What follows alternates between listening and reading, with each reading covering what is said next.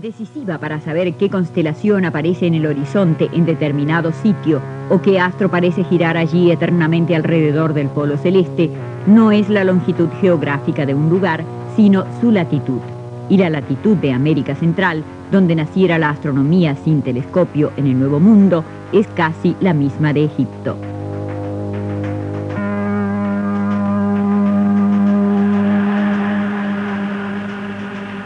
Así encontramos paralelos entre la astronomía maya, inca y azteca y la antigua ciencia de los cuerpos celestes de África, Asia y Europa.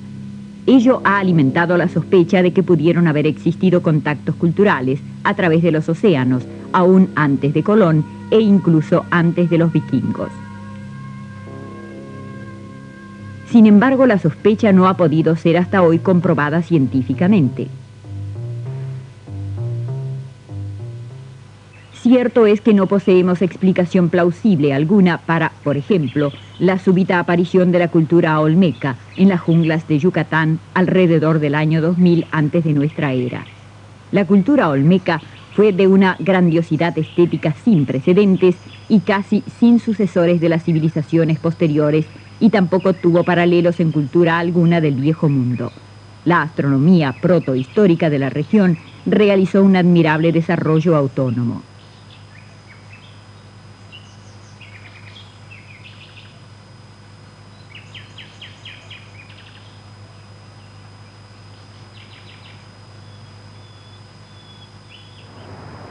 Uno de los logros descollantes de la astronomía indígena fue el observatorio maya de Chichén Itzá. Los españoles lo bautizaron prosaicamente Caracol.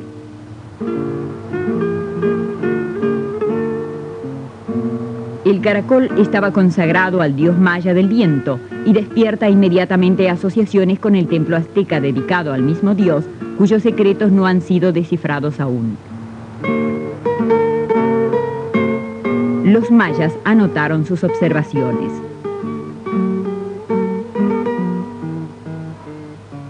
En el Códice Dresdense, el más antiguo documento escrito maya, se encuentran anotadas la salida y la puesta hélica de Venus, el lucero del alba y de la tarde para un periodo de 312 años. Otra tabla astronómica proporciona los eclipses lunares y solares para 405 revoluciones lunares consecutivas. Más asombrosos aún son los relatos mayas acerca de sus antepasados.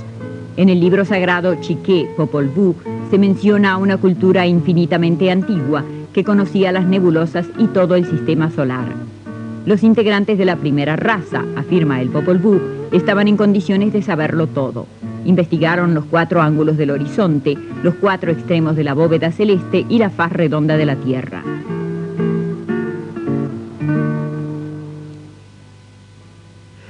Aun cuando uno sea incrédulo con respecto a viejos mitos, se sorprende con la exactitud astronómica del caracol de Chichén Itzá al norte de Yucatán. La plataforma fue construida de tal forma que la escalera señala exactamente en dirección al ocaso del sol en el solsticio estival, mientras que la diagonal de la plataforma señala hacia el ocaso en el solsticio de invierno. Las puertas en la torre principal también tenían fines astronómicos. En esta dirección, por ejemplo, podía ser observada la salida de la estrella Canopus. En esta dirección, la salida de la estrella Castor. Igual que en un observatorio moderno, el recinto de observaciones se halla en el caracol del piso superior. A través de esta ventana podía observarse la puesta de Venus en su extremo sur. Y a través de esta ventana en su extremo norte. La orientación con respecto a Venus de esta construcción erigida alrededor del año 900 se manifiesta también en este par de columnas que simbolizan al lucero del alba y de la tarde. Que no se trata de una mera casualidad, lo demuestran sin lugar a dudas restos de observatorios hallados en otros lugares, por ejemplo en Puerto Rico y Mayapán. También el juego de la pelota tenía para las antiguas culturas americanas un significado astronómico. Una pelota de goma dura que simbolizaba al sol debía ser impulsada con un palo o simplemente con movimientos de cadera a través de un anillo adosado a una pared. Los aztecas eligieron a Xochicalco, esta forma baja del campo de juego. Los mayas prefirieron las altas paredes.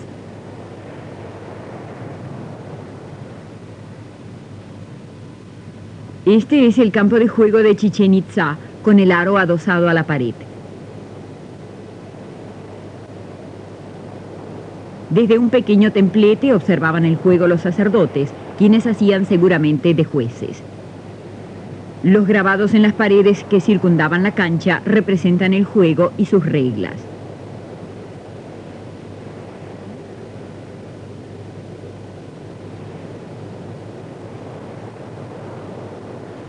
El juego de pelota era para los mayas un deporte de vida o muerte. Mientras al vencedor lo esperaban premios y regalos, incluso prendas de vestir del público, el perdedor debía dejar su vida. Aquí, sobre esta piedra, era decapitado ante los ojos del público. Los mayas creían que las estrellas reclamaban sangre de seres humanos. Esta es una piedra calendario que servía para depositar los corazones arrancados a las víctimas sacrificadas.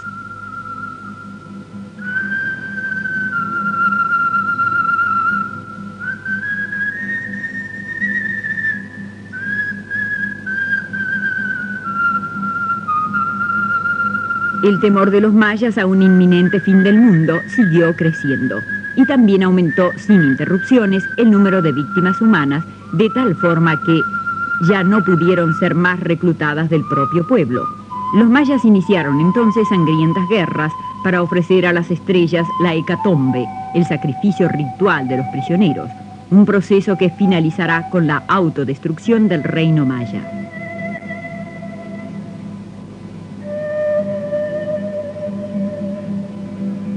La perfecta cultura maya desapareció del teatro de la historia tan repentinamente como había surgido en la jungla de Yucatán. El diagnóstico: colapso astronómico.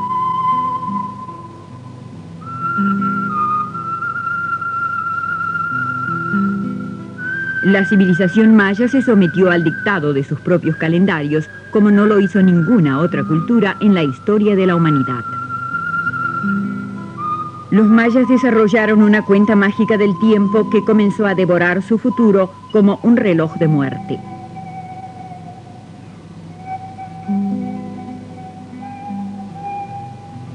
La suerte de reyes y esclavos, sacerdotes y dioses estaba inseparablemente ligada a una mecánica del destino calculable de antemano con extrema exactitud. Saludamos hoy en estudio al doctor Reinhard Clocke, profesor de matemáticas, física y astronomía en un colegio secundario de la ciudad de Colonia. Doctor Clocke, ¿cuáles son los rasgos esenciales del calendario maya?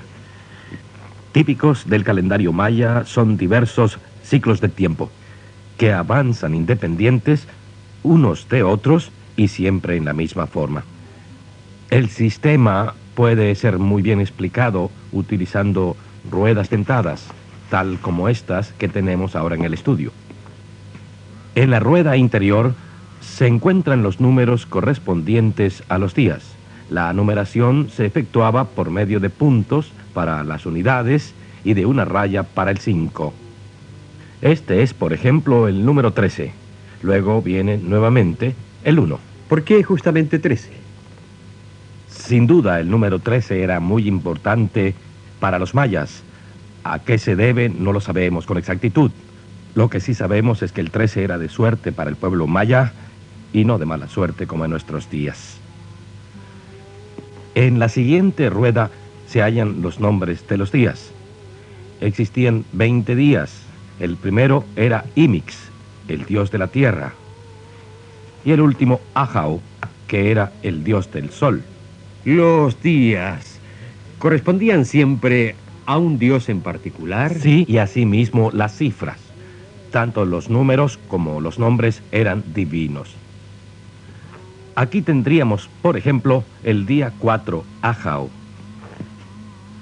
El día siguiente es 5 Imish. Luego vendría el día 6 Ik. El día 4 Ajao, con el cual comenzamos, se repetirá cuando se hayan agotado todas las posibilidades de combinar ambas ruedas. En nuestro caso, con 13 números y 20 nombres luego de 260 días, que conforman el llamado almanaque sagrado, o también conocido como período de Solkin. 260 días. ¿Existe para ello alguna base astronómica? ¿Qué es? ¿La luna? ¿El sol? Hasta hoy nada se ha hallado y aparentemente solo se contaba con la carga mágica de esa cifra. Es decir, un calendario sin relación con las estrellas. Sí, pero luego veremos cómo los mayas, a pesar de ello, intentaron inteligentemente coordinar los ciclos astronómicos observables en el firmamento con este periodo que incluye 260 días. Si existían números de la suerte, también deberían existir números del infortunio. ¿Cómo se les determinaba? ¿Qué importancia tenían? Sí, existían diversas profecías en los libros de los augurios, diversos códices que han sobrevivido hasta hoy y de los cuales se conservan algunas copias. Una profecía relacionada con la cosecha, o bien sobre el cultivo del maíz, y que dice: para obtener una buena cosecha de maíz, siémbreselo el día de Can, el dios del maíz.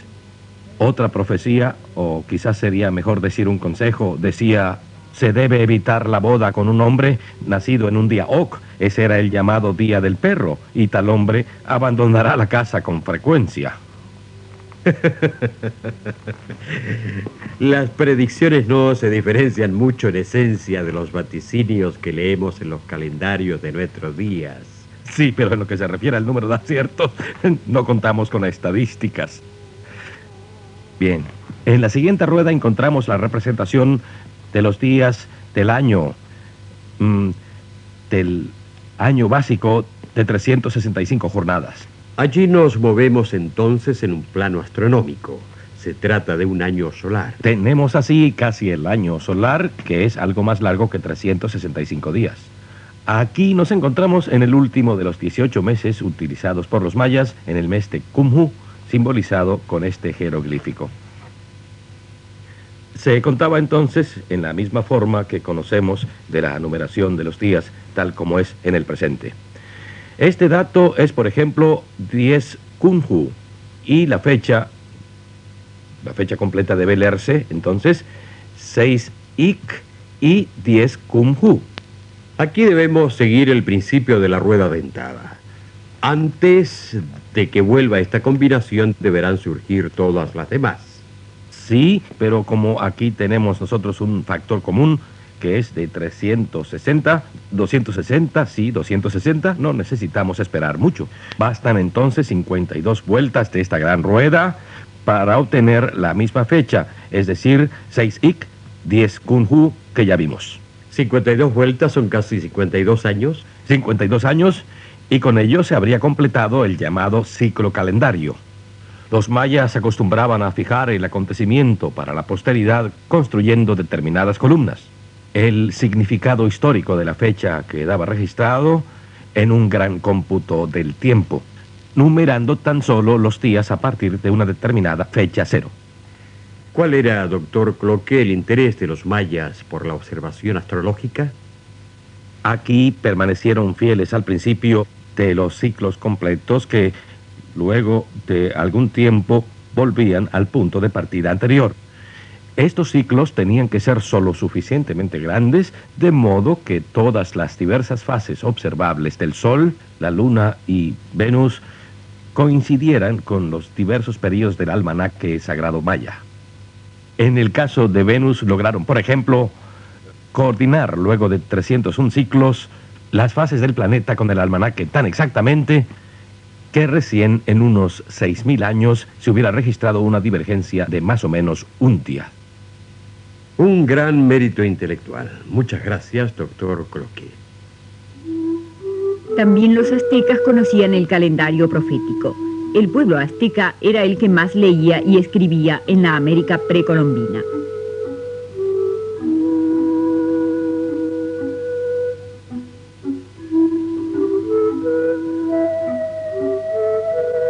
Lamentablemente, solo 8 obras escaparon a la quema de libros de los misioneros españoles, que tenían a los escritos por obra del diablo. En estos relieves se reconocen las influencias mayas.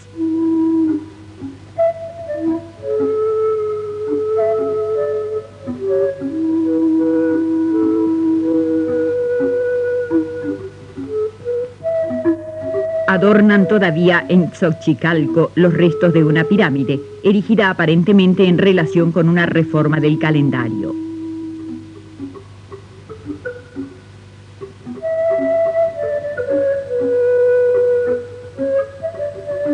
La obra más impresionante, símbolo de los ciclos celestes, es la famosa pirámide maya del Castillo en Chichén Itzá. Exactamente 365 escalones, tantos como días tiene el año, conducen al templo en la cúspide.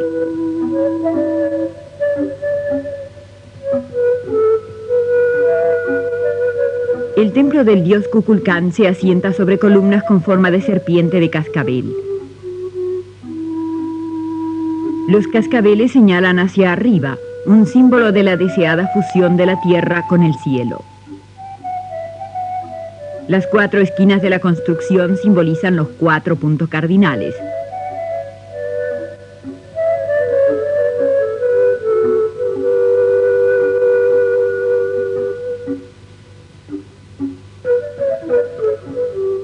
El estudio y análisis de las pirámides americanas precolombinas es sumamente difícil, porque casi todas fueron reconstruidas varias veces. Las pirámides de Chimequén, en Tenayuca, por ejemplo, 8 veces.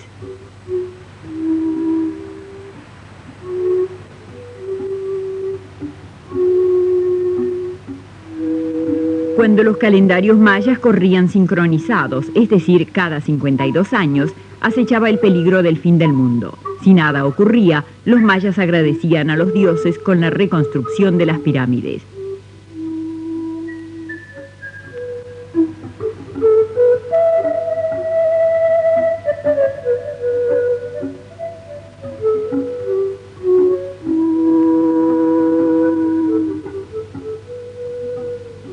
El proceso se repetía luego de otros 52 años. Pero todos los esfuerzos, todas las sutilezas, todos los cálculos fueron vanos.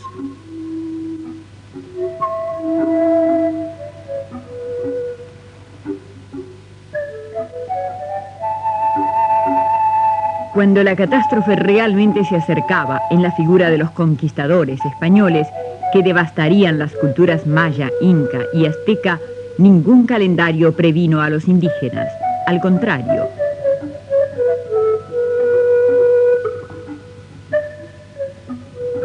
Las profecías anunciaban para el año 1519, en que Cortés desembarcó en América, el regreso de los legendarios dioses blancos, que darían a los reinos indianos nuevo brillo y floreciente prosperidad. La cordial acogida que dieron los indígenas a los españoles no disuadió a los caballeros de fortuna de abandonar sus macabros planes. Aun cuando los indígenas comenzaron luego aquí y allá a defenderse de los agresores, poco pudieron hacer contra los caballos y las armas de fuego. Había comenzado un holocausto de proporciones inimaginables.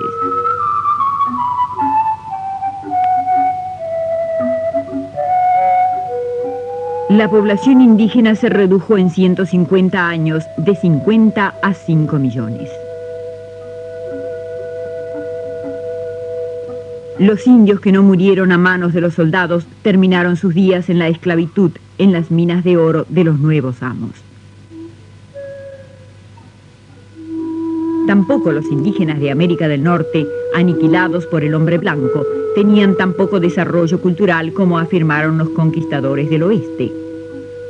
Las colinas artificiales de tierra llamadas Temple Mounds, que se levantan a lo largo de los ríos Mississippi, Ohio e Illinois hasta Chicago, no resisten la comparación con las monumentales obras de mayas, incas y aztecas.